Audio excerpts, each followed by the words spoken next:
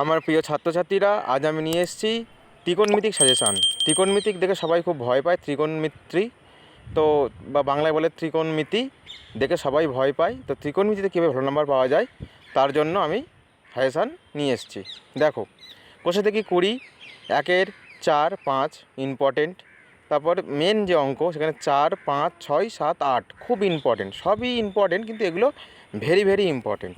ঠিক আছে, এরপরে দেখো 10-এর দাগে ইম্পর্টেন্ট, 13-র দাগে, 14-র দাগে দেখো MCQ, বিতে শূন্যস্থান, বিতে সত্যমিথ্যা, সিতে শূন্যস্থান, এগুলো সবই ইম্পর্টেন্ট।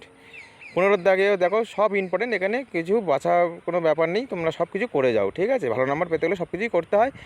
এবার বড় অঙ্কগুলোর মধ্যে কিছু আমি সাজেশন করে দিচ্ছি। ঠিক আছে, দেখো এরপরে আসবে, এরপরে যেটা দেখো, এরপর এটা যেটা ছিল এরপরে যে চ্যাপ্টারটা, যেটা যে মান নির্ণয়ের চ্যাপ্টার, মান নির্ণয়ের চ্যাপ্টারে দেখো পেজ নাম্বার দেখো 302 দেখাচ্ছে। এখানে দেখো 5-এর দাগে 7, 8, 9 খুব খুব ইম্পর্টেন্ট। তোমরা যে দেখো 6-এর দাগে 6, 7 খুব ইম্পর্টেন্ট। এবার দেখো 7-এর দাগের যে দুটো সেটাও খুব ইম্পর্টেন্ট। ঠিক আছে, চলো এরপরে দেখো, এরপরে কোষে দেখি 23.3, কোষে দেখি 23.3। এখানে দেখো 3-এর 10, 12 আর XIV 14 খুব ইম্পর্টেন্ট, এগুলো ভালো করে করো। ঠিক আছে, এরপরে দেখো, এরপরের পৃষ্ঠাতে দেখো যে 6-এর দাগেরই, 6-এর দাগের দেখো এখানে ওটা 3-এর দাগ ছিল, দেখো 6-এর দাগে দেখো 3, 4, 5, 6 এগুলো খুব ইম্পর্টেন্ট, ভালো করে করো। 7, 8 এগুলো খুব ইম্পর্টেন্ট, 7, 8 তো মোস্ট ইম্পর্টেন্ট, 8-এরটা খুব ভালো খুব ভেরি ভেরি ইম্পর্টেন্ট। 9-এর দাগে দেখো 9-এর দাগেরটা পুরো করতে হবে, 9-এর দাগে অবজেক্টিভটার কীভাবে তুমি সাজেশন করবে। আর এরপর 10-এর দাগেও সব করতে হবে। ঠিক আছে, দেখো আমার কাছে কথা একটাই, যে একটু বেশি অঙ্ক করতে হলেও যাতে ভালো নাম্বার আনা যায়। ম্যাথে তো সবাই দেখে ভয় পায়, যাতে এই বড় অঙ্কগুলো দেখো, শর্ট অঙ্কে তো কেউ ভয় পায় না, বড় অঙ্কে সবাই ভয় পায়।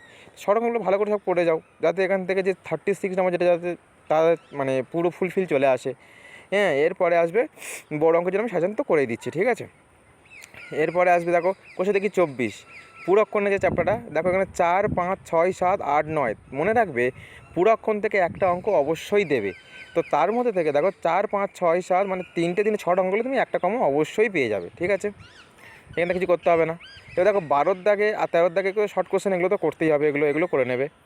এবার আসবে কোষে দেখি 25, হাইট অ্যান্ড ডিস্ট্যান্স যেটাকে বলা হয়, দেখো সেখানে 8, 9, 10, 11 খুব ইম্পর্টেন্ট। ঠিক আছে, আর এরপরে 15, 16, 17 এই কটা অঙ্ক করলে আমি মনে করছি সব কমন পেয়ে যাবে তোমরা। ঠিক আছে, তো এই হচ্ছে পুরো।